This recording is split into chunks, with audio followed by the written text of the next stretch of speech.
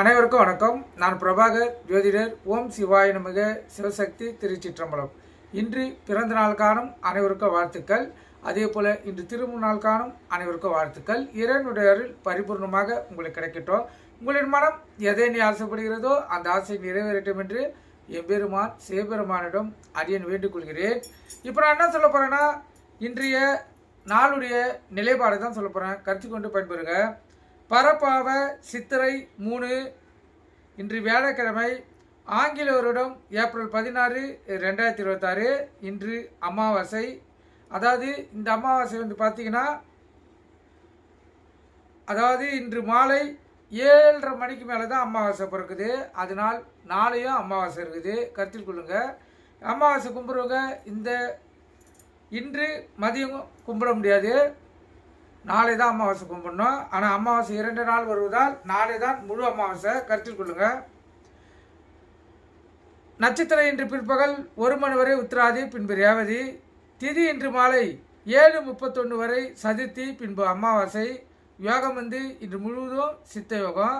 சந்திராச நட்சத்திரம் பூரம் உத்திரம். ராசி பார்த்தீங்கன்னா சிம்மம் கன்னி. சந்திராசை பொறுத்த மட்டும் ராசி 50% பாதிக்கும், லக்னத்தை 90% பாதிக்கும்.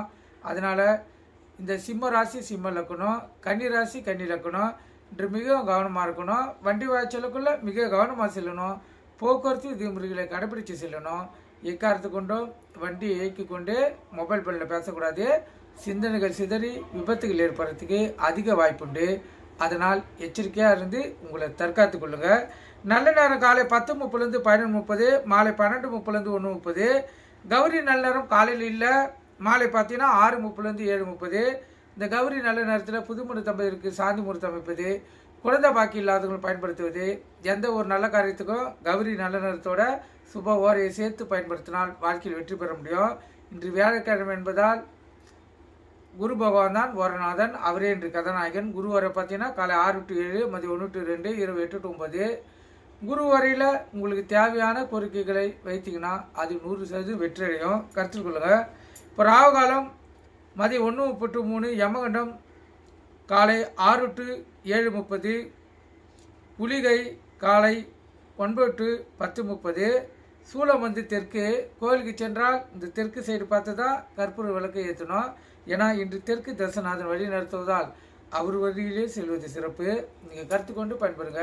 நன்றி, வணக்கம். வாழ்க வளமுடன்.